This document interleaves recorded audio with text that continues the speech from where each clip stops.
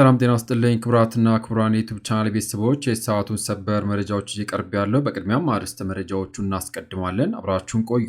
የኤርትራ የማስታወቂያ ሚኒስትር ኢትዮጵያ የራሷን የባህር ወደብ ማግኘት በተመለከተ ቀጣይነት ያለ መግለጫ መቃወም የአደገኛ አሳሳችና ለክልላዊ ሉዓላዊነት ስጋት ነው ሲሉ ተናግሯል። ሚኒስትሩ በተጨማሪም በቀይ ባህር ላይ የሚነገድ ማንኛውም ሀገር እንዲህ አይነት መሰረት የመገንባት ህጋዊ መብት የለውም ሲሉ ለኢትዮጵያ ጠንከር ያለ ማስጠንቀቂያ ሰጥቷል። ማስጠንቀቂያውስ ምንድነው? የምትሰሙት ይሆናል። በሌላኛው መረጃችን ለቲክቶክ እይታ ሲባል የተሞከረው ትዕይንት ከባድ ጉዳት ማድረሱ መሰማቱ እንዲሁም የእስራኤል ጦር በሶሪያ በፈጸመው ጥቃት የሰዎች ህይወት ማለፉ መገለጹ በማስከተል አርኤስኤፍ በሱዳን ኮርዶፋን የሚገኝ ሆስፒታልን ወደ ወታደራዊ ጦር ማዘዣ መቀየሩ ተሰምቷል። ዝርዝሩን ይዘናል። በመቀጠል በሆንግ ኮንግ በጋራ መኖሪያ ቤቶች ላይ በደረሰ የእሳት አደጋ የሟቾች ቁጥር በጣም መጨመሩ ተገልጿል። በዝርዝሩ ወደ እናንተ ይደርሳል። ክቡራን አድማጮች ከዚህ በፊት በትሩዝ ኢትዮጵያ ቻናላችን የምታውቁን ቢሆንም አሁን ግን ባልታወቀ ምክንያት በብዙ ሺህ ተከታይ የነበረው ቻናላችን በመዘጋቱ እጅግ በጣም ብናዝንም ግን በአዲስ መንፈስ በሌላ ቻናል ተመልሻለሁ። ሁላችሁም ይህንን ቻናል ሰብስክራይብ በማድረግ እንድትቀላቀሉኝ በአክብሮት እየጠየኩኝ እስከ ቪዲዮ ፍጻሜ አብራችሁኝ ቆዩ። ዝርዝር መረጃዎች እንድታደምጡ ጋበዝኩ። አብረን እንከታተለው። ክቡራን አድማጮች በቅድሚያም የራስን የባህር በር ማግኘት የሚባለው አጀንዳ አደገኛ ነው ሲሉ የኤርትራው የማስታወቂያ ሚኒስትር ተናገሩ። የኢትዮጵያ ገዢ ብልጽግና ፓርቲ ቀይ ባህር ዳርቻ ላይ የባህር ኃይል ጣቢያ የማቋቋም ፍላጎት የደህንነቱ አመንክዩ ሆነ የደህንነቱ ትሩፋት የለውም ሲሉ የኤርትራ የማስታወቂያ ሚኒስትር የማነ ገብረ መስቀል አጣጣሉ። የጉዳዩ ዋና ውዝግብ የባህር በር አይደለም ያሉት የማነ ኢትዮጵያ ለንግድ አገልግሎት አዋጭ የሆኑ ስምምነቶች ላይ ለመድረስ በርካታ አማራጮች አሏትም ብለዋል። የማነ የራስን የባህር በር ማግኘት የሚባለው አጀንዳ ግን አደገኛና የኢትዮጵያ ጎረቤቶችን ሉዓላዊነትና የግዛት አንድነት የሚጥስ መሆኑን ገልጿል። ሌላኛው የብልጽግና ፓርቲ አስገራሚ የራስን የባህር በር ጥያቄ ቀይ ባህር ዳርቻ ላይ የባህር ኃይል ጣቢያ ለማቋቋም ፍላጎት ያለው መሆኑና በተደጋጋሚ መግለጡ ነው ሲሉም ተችቷል።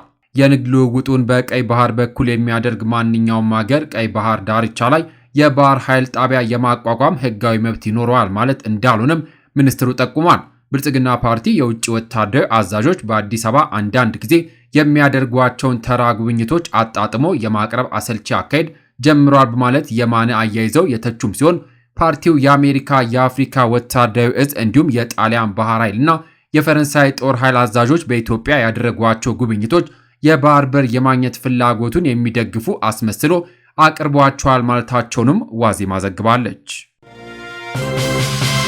እስራኤል በደማስቆ ገጠራማ አካባቢ በሶሪያ ግዛት ላይ በጀመረችው የጥቃት ዘመቻ ሕፃናትን ጨምሮ ቢያንስ 13 ሰዎች ሕይወታቸው ሲያልፍ 25ቱ ቆስለዋል ሲል የመንግስት መገናኛ ብዙሃን ዘግቧል። በጦሩ ዘመቻቸው ግጭት ወቅት በርካታ የእስራኤል ወታደሮች ቆስለዋል። የሶሪያ መንግስት ሚዲያ አርብ ዕለት እንደዘገበው እስራኤል ረፋድ ላይ በፈጸመችው ጥቃት ሕይወታቸው ካለፉት መካከል 2ቱ ሕፃናት ይገኝበታል ተብሏል። በደርዘን የሚቆጠሩ ቤተሰቦች ከቤቲጂን ከተማ ወደ አቅራቢያና አስተማማኝ አካባቢዎች እንዲሰደዱ አስገድዷቸዋል።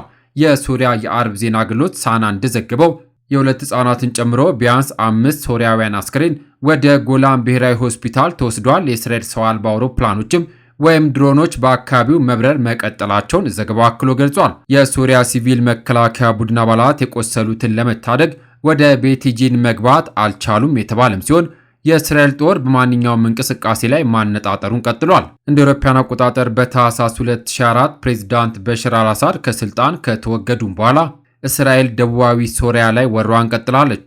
የእስራኤል ወታደራዊ ወረራ የበለጠ ድፍረት የተሞላበት ተደጋጋሚና ብጥብጥ የሚያስከትል እንደሆነም መረጃው ዘግቧል። አርኤስኤፍ በሱዳን ኮርዶፋን የሚገኝ ሆስፒታልን ወደ ወታደራዊ ጦር ማዘዣ መቀየሩ ተሰማ።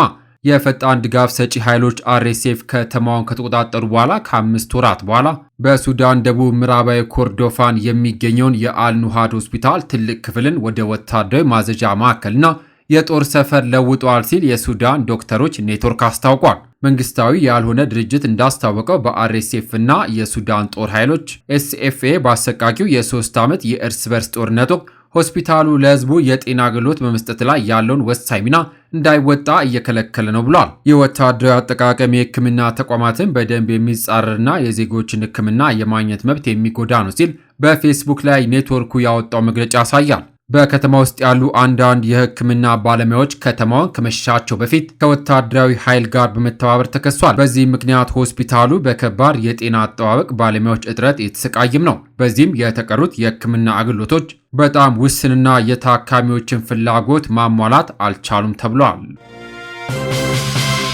በሆንግ ኮንግ ታይፔ አውራጃ ውስጥ በሕዝብ መኖሪያ ቤት ላይ በደረሰ ከፍተኛ የእሳት ቃጠሎ ቢያንስ የ128 ሰዎች ሕይወት ሲያልፍ የ16 ሰዎች አስክሬን አሁንም በሕንፃ ውስጥ እንደሚገኝ ተሰምቷል።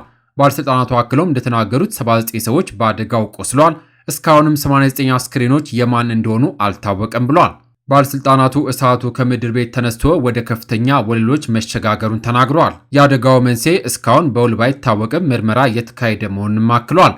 የእሳቱ ከፍተኛ የሙቀት መጠን 500 ዲግሪ ሴንቲግሬድ ደርሷል። ፖሊስ ማስረጃ ማሰባሰብ ለመጀመር ዛሬ ወደ ዋንግ ፉክ ፍርድ ቤት ህንፃዎች መግባት እንደሚጀምርና በሚቀጥሉት 3 እና 4 ሳምንታት ውስጥ ምርመራ እንደሚካሄድ ባለሥልጣናቱ ገልጿል። 391 የእሳት አደጋ መከላከያ ተሽከርካሪዎችና 188 አምቡላንሶች ተሰማርተዋል። አደጋውን ለመከላከል ከ2311 በላይ የእሳት አደጋ ተከላካዮች የተሳተፉ ሲሆን ከነዚህም ውስጥ በ12 ሰዎች ላይ አደጋውን እየተቆጣጠሩ ጉዳት ደርሶባቸዋል። አደጋውን በመቆጣጠር ሂደት ሄሊኮፕተሮች ጥቅም ላይ አልዋሉም ያሉት ባለሥልጣናቱ የአየር ላይ የውሃ ጠብታዎች በህንፃዎች ውስጥ የሚነሱ የእሳት ቃጠሎችን ለማጥፋት ውጤታማ አይደሉም ብለው እንደሚያምኑም ተናግሯል።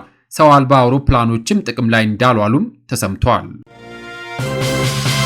በቲክቶክ ላይ እይታና ትኩረትን ለማግኘት ሲሉ መኪና ላይ አደገኛ ትዕይንትን ለማሳየት የሞከረ ወጣት ከባድ የአንጎል ጉዳት ሲደርስበት ጓደኛው ለደረሰበት አደጋ ተጠያቂ ሆኖ ተፈረደበት። በዩናይትድ ኪንግደም የሴክሰስ ፖሊስ እንዳለው ጉዳት የደረሰበት የ23 ዓመት ወጣት የመኪና ወዳጆቹ በተመልካችነት በተሰበሰቡበት ስፍራ ጓደኛው በሚያሽከረክረው መኪና ኮፈን ላይ ሆኖ የቲክቶክ ቪዲዮ ሲቀርጽ ወድቆ ነው ከባድ ጉዳት የደረሰበት። ወጣቱ በኃይል ከሚያሽከረክረው መኪና ላይ ወድቆ ጭንቅላቱን ክፉኛ መሬት ስለመታው በአንጎሉ ላይ ከባድ ጉዳት ደርሶበታል። በዚህ ምክንያት መኪናውን ያሽከረክር የነበረው ኮነር ፔስ በጓደኛው ላይ ጉዳት እንዲደርስ ምክንያት በመሆኑ በአደገኛ የማሽከርከር ክስ ጥፋተኛም ተብሏል።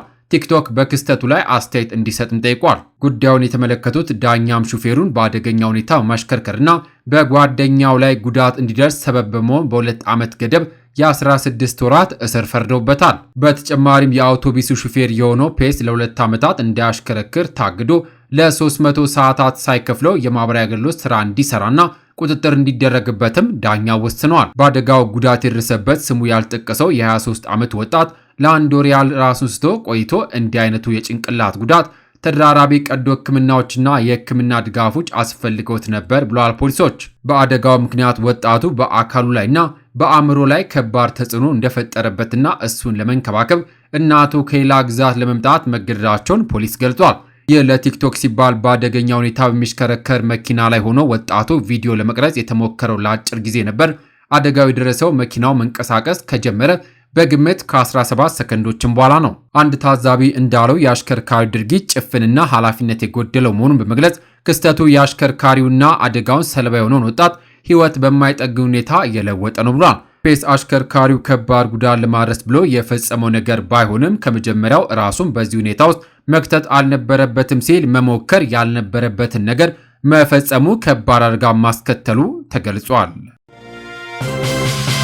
የተከበራችሁ የዩቲዩብ ቻናል ቤተሰቦች ከዚህ በፊት በትሩዝ ኢትዮጵያ ቻናላችን የምታውቁም ቢሆንም አሁን ግን ባልታወቀ ምክንያት በብዙ ሺህ ተከታይ የነበረው ቻናላችን በመዘጋቱ ያዘንን ቢሆንም ግን በአዲስ መንፈስ በሌላ ቻናል ተመልሰናል። ሁላችሁም ይህንን ቻናል ሰብስክራይብ በማድረግ እንድትቀላቀሉኝ ሀሳብና አስተያየታችሁን ኮሜንት በማድረግ ድጋፋችሁ አይለይኝ ስል ከምስጋና ጋር በአክብሮት እየጠየቁኝ ለሰዓቱ ያስኩላችሁ ሰበር መረጃዎች እነዚህን ይመስሉ ነበረ። ከሰዓታት በኋላ በሌሎች በአዳዲስ መረጃ እስከምንገናኝ በያለንበት የዓለም ዳርቻ ቸር እንቆይ።